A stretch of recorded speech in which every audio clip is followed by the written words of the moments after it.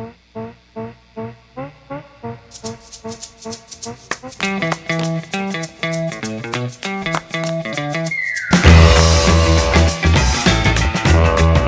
up, THiNK International?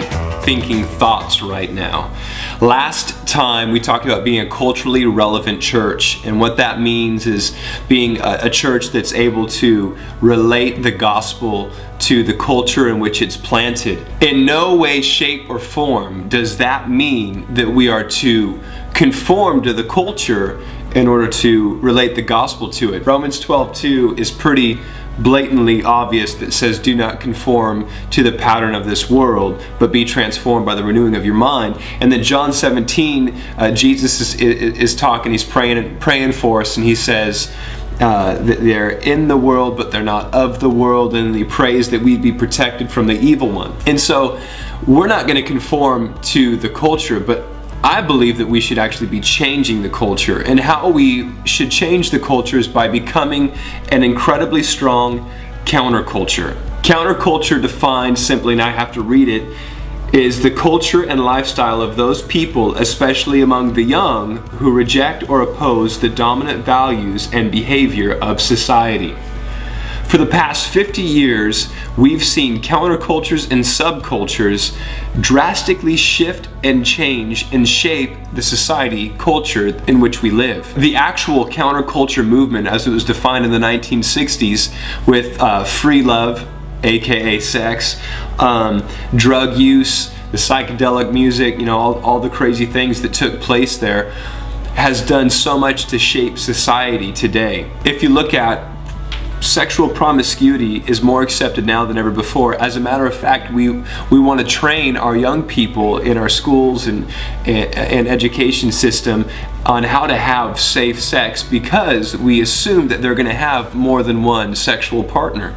Drug use is more rampant than ever before, with more drugs to take than ever before.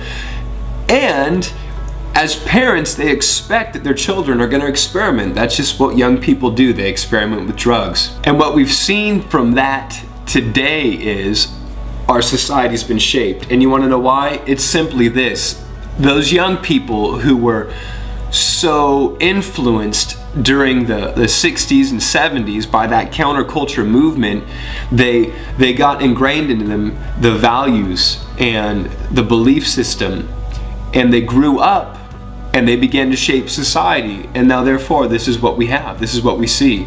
And we've seen actually other subcultures and other countercultures shape our society as well. I mean, if you think about back in the 40s and 50s, if you rode a Harley, in the early 60s, if you rode a Harley, or a chopper, a bike or something, you were kind of rebellious and wild. But man, when you look at it now, everybody rides Harleys, everybody has a motorcycle. I mean, a business dude will come out of his office and hop on a bike and vroom vroom his way home in his suit. Skateboarding for a long time was considered young and crazy and rebellious.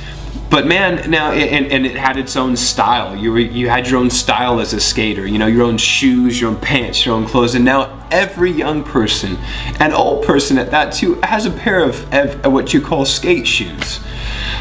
Soccer moms are rolling on 22-inch rims.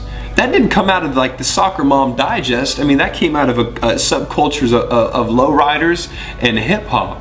But it's so much influenced society. So why have these subcultures and countercultures been so successful at influencing society? It's simple. They've reached young people and they've perpetuated a lifestyle. To become a counterculture as a church, as Christianity, again, we need to invest in our young people, and we need to perpetuate the lifestyle of Jesus Christ. Secular companies spend millions and billions of dollars on research to figure out how to better reach our young people, how to make them buy the product that they're selling. And you know what's crazy? It's actually working.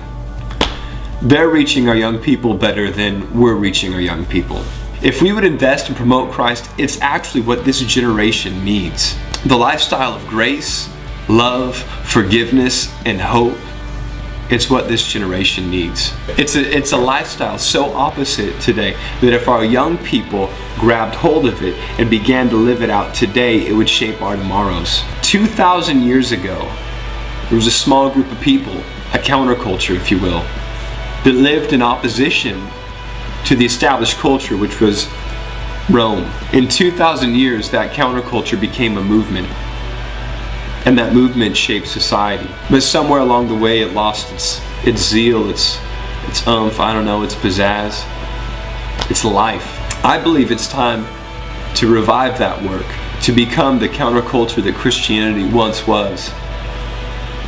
And I believe in doing this, we will shape culture, we will change nations, we'll disciple the world, and we'll see His kingdom built. Counterculture Christianity. Coming at you, Sean's living room, comfy couch. Goodbye.